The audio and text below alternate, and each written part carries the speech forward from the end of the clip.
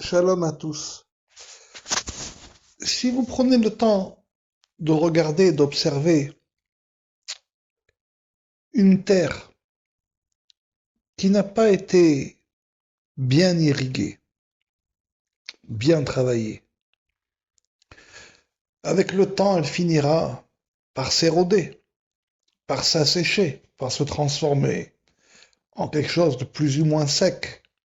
Idem si vous prenez un écosystème comme une plage, un bord de mer qui n'a pas été travailler comme il convient, c'est-à-dire ici lui laisser la possibilité que la mer puisse faire son travail, il finira lui aussi par s'éroder. Idem dans beaucoup de choses. Mais néanmoins, si vous prenez le temps de regarder un arbre, lorsqu'il est bien travaillé, bien irrigué, bien entretenu, avec le temps, il est de plus en plus plus en plus beau. Si vous prenez un chêne, par exemple, vous voyez qu'avec le temps, il grandit, mais pour ça, il faut qu'il soit irrigué, que le climat lui soit favorable. Certes, la nature d'un chêne fait que ses besoins ne sont pas les mêmes que celui d'un dattier. Le climat d'un chêne n'est pas celui qui correspond au climat d'un dattier.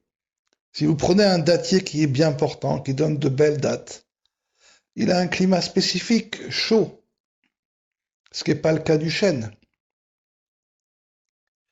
Pourquoi est-ce que je vous dis ça? Parce qu'on dit que l'homme est un arbre des champs. Il est comparé à un arbre dans la Torah, un arbre fruitier. Dans l'Aïdra Rabbah, la grande assemblée, Rabbi Shimon, quand il réunit ses élèves,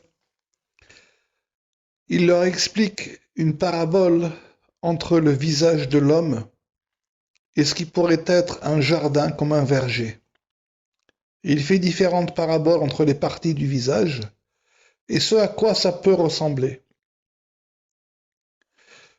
Lorsque l'homme que nous sommes, vieillit, alors, s'il a été bien irrigué, son visage est rayonnant. Il est comme un chêne qui a été bien entretenu. Il n'est pas une terre qui s'est asséchée. Ou bien est-il devenu une terre qui s'est asséchée? On dit qu'il y a des gens qui vieillissent bien, on dit qu'il y a des gens qui vieillissent mal. Ça, c'est d'un point de vue du comportement. Mais il y a aussi d'un point de vue de ce qui émane de la personne. Parfois de certains vieillards, mais sans parler que forcément très vieux, à partir d'un certain temps, vous pouvez le voir, que le visage se modifie, les traits du visage se modifient. Se sont-ils modifiés pour le bien de l'arbre ou se sont-ils modifiés pour montrer que l'arbre s'est asséché? Et donc, s'il s'est asséché, cet arbre fruit donnant un fruit n'a plus de parfum. Il ne donne pas grand-chose. Il est plutôt un arbre mourant qu'un arbre dans sa plénitude. Ça, c'est quelque chose que vous pouvez voir tous les jours autour de vous. Il n'y a pas besoin de voyager beaucoup. Vous pouvez voir autour de vous, dans des forêts, qu'est-ce qu'un arbre qui, même avec l'âge, devient de plus en plus beau, et qu'est-ce qu'un arbre qui, avec un mauvais entretien, s'est asséché. Ce n'est pas difficile à voir. Vous pouvez le voir facilement. Pourquoi est-ce que je vous donne ce cours aujourd'hui? Parce qu'aujourd'hui, dans notre groupe, une personne est partie. Elle a quitté son enveloppe, ce corps, ce vêtement, et elle l'a laissé, et elle est partie. Cette personne avait déjà un certain âge, et je l'ai vue quelques jours avant qu'elle parte. Et je lui ai dit, mais sincèrement, je vous le dis pas parce que c'est pour rendre hommage, honneur, c'était réel. Je lui ai dit, tu t'es apaisé avec l'âge. Tu as, tu as acquis une certaine sérénité. Son visage était plus serein, plus calme, plus apaisé. Et cette personne, elle m'a dit, tu sais, il y a quelques jours, j'ai rêvé du mot léacrive. Et cette personne parlait très très mal l'hébreu, quasiment pas l'hébreu. Elle savait pas ce que c'était. Alors je lui ai dit, léacrive, ça vient du mot rapprocher, se rapprocher. Et donc on a eu une discussion, il y a quelques jours, autour de ce mot léacrive.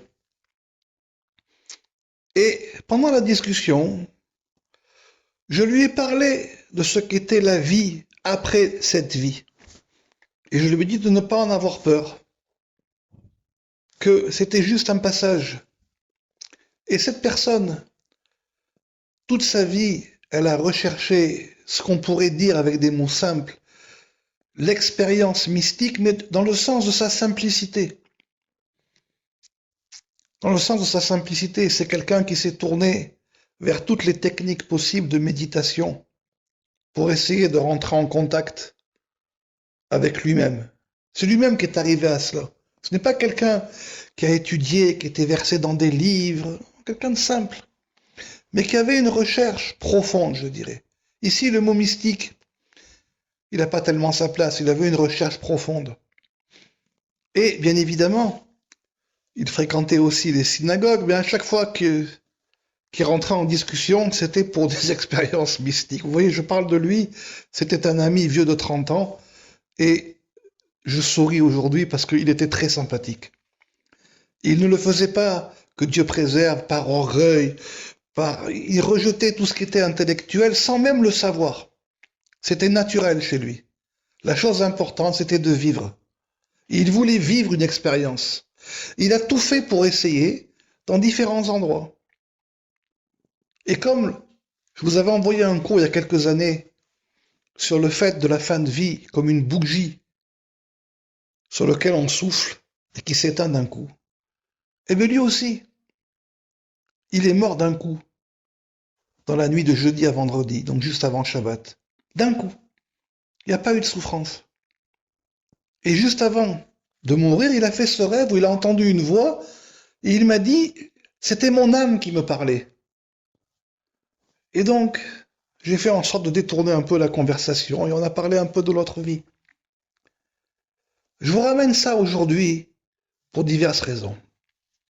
D'abord, je vous avais dit que je vous ferai un cours sur le visage de l'homme et le rapport que l'on a à cette terre qui peut s'assécher ou comme un arbre ou qui peut devenir sublime, majestueux, vraiment sublime. Donc il faut faire en sorte que nos actions dans cette vie, elles nous abreuvent et pas qu'elles nous assèchent. Il faut qu'elles nous abreuvent. Alors bien évidemment, pour que ça nous abreuve, il faut être capable qu'il y ait de l'eau qui vienne à nous, de puiser cette eau. Et pour puiser cette eau et pour la faire venir, il y a différents travaux à faire. Différentes études, différentes pratiques, même dans notre vie. Prendre les bonnes routes, creuser les bons canaux qui amèneront de l'eau, et pas qui nous fatigueront et qui nous assécheront. Ça, c'est un premier point. Et deuxième point, c'est le fait de la résonance, dont on parle souvent.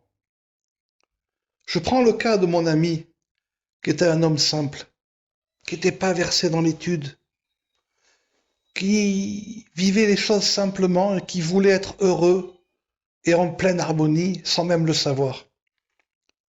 Toute sa vie, il a cherché cette résonance, sans même prononcer le mot résonance. Il a fait des expériences, des méditations, il est allé un peu partout. Sauf d'avoir à la fin d'une chose, tout se fait entendre. Je lui ai dit, il y a tellement de gens qui à moi m'appellent, ou qui sont dans des maladies ou dans des souffrances terribles à la fin de la vie, qui n'arrivent pas à quitter ce monde, qui attendent la fin de ce corps, attendent que la machine se brise.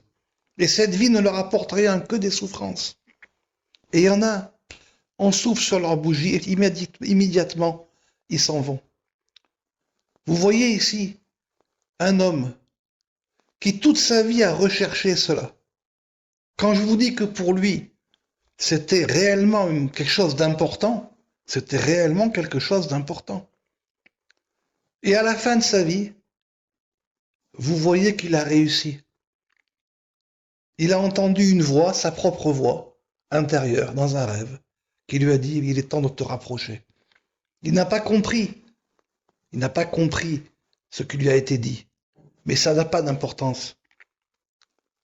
Parce que concrètement, cet homme m'a dit, juste avant de partir, tu sais, moi, ce que j'aime, c'est être sur la route, entreprendre des voyages. Donc il avait trouvé un petit travail, parce qu'il était à la retraite, dans lequel il allait porter des voitures d'une ville à l'autre.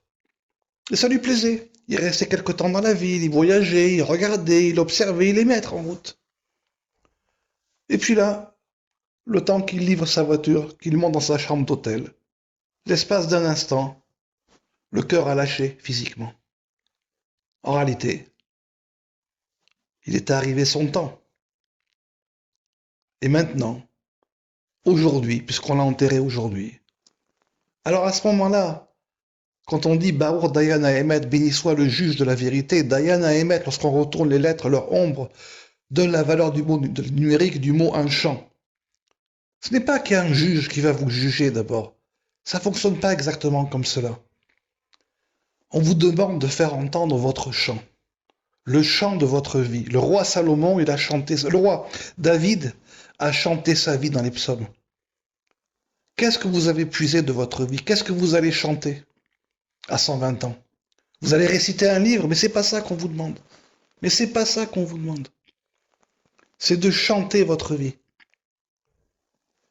Cette personne, dont je dirai le nom à la fin, lui, il était tout à fait capable de chanter sa vie. Il n'y a aucun problème pour lui. Aucun problème. Parce qu'il l'a fait dans sa vie. Chaque situation qu'il avait, il réfléchissait, il essayait de comprendre et d'avancer. Donc c'est cela, ce fameux juge de la vérité. Qu'est-ce que tu as puisé de cette vie? Je vous ai dit juste avant le Shabbat, je vous ai envoyé un petit travail à faire. Je vous ai dit, prenez le temps, essayez. Imaginez que ce Shabbat, c'est la fin. Qu'est-ce que vous allez chanter? C'est quoi votre chant? C'est le chant d'un autre? Vous allez m'ouvrir un livre et me le lire? Mais c'est pas ça votre chant. C'est pas ça votre chant. Les livres, les enseignements, même tout ce que j'ai écrit, la même chose, ce ne sont que des outils. Si vous remplissez d'outils une caisse et que vous passez votre temps à les nettoyer, c'est lourd, c'est pesant. Les gens reprochent aux religions d'être pesantes, parce que oui, ce ne sont que des outils. Si vous n'en faites rien, c'est pesant.